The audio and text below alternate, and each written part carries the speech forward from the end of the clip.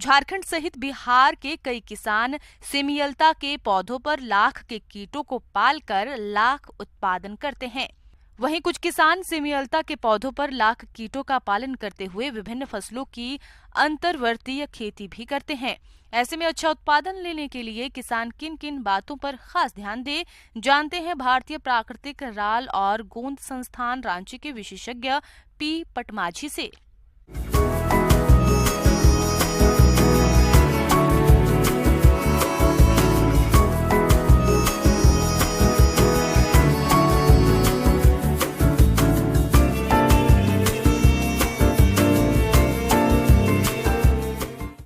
लाह उत्पादन के मामले में झारखंड विश्व में पहला स्थान रखता है।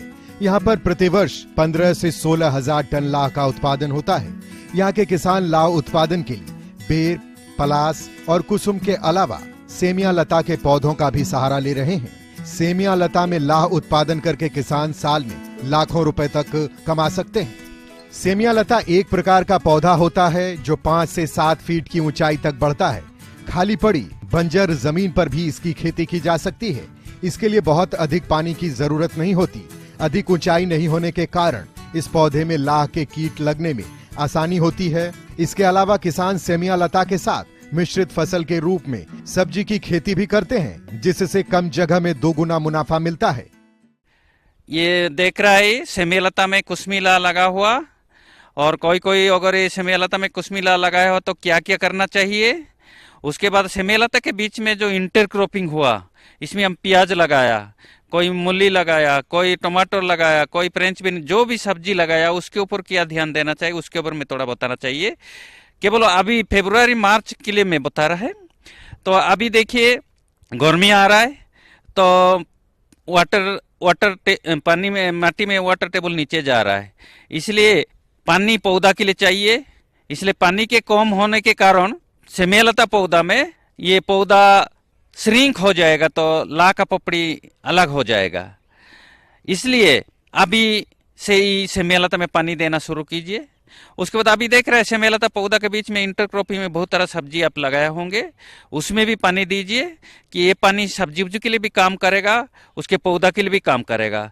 पौधा के लिए काम करेगा तो लाह वहाँ जो बिहन बन रहा है वो सुरक्षित रहेगा और डाली में लगा के रहेगा, उसको बिहन का रूप में भी यूज कर सकता है। अगर ये सेमिया लता पौधा में अभी पानी नहीं देंगे तो बिहन लाह का डाली से अलग हो जाएगा, तो बिहन का रूप में वो काम नहीं करेगा। उसके बाद पानी के चलते ये पौधा तंदुरुस्त रहेगा। उसके बाद देख रहा है ये पौधा में फूल आ रहा है। ये फूल से जो सेमिया लता पौधा का बीज निकलेगा, अभी का रेट में 2500 और 3000 रुपया किलो, 1 किलो ये बीज बेच रहा है। तो ये बीज भी आप पानी देने से बढ़िया करके बनेगा। लाह के कीड़ों को सेमिया लता का पौधा पसंद है। सेमिया लता पौधा एक बार लगाने के बाद 3-4 बार तक प्रयोग किया जा सकता है। लाह के कीड़ों को चढ़ने के बाद 6 माह तक रखा जाता है। ऐसे में कई किसान सेमिया लता में लाह पालन के साथ मिश्रित फसलें भी लगाते हैं। सेमिया लता लाह की मिश्रित फसल में कुछ बातों पर खास ध्यान देने की जरूरत होती है, जैसे इन मिश्रित फसल में ऐसे कीटनाशी का प्रयोग ना करें जो कि लाह के कीटों के लिए हानिकारक हो। साथ ही खेत में खरपतवार को नहीं उगने दें। इसके लिए आप समय समय पर निराई गुड़ाई करें।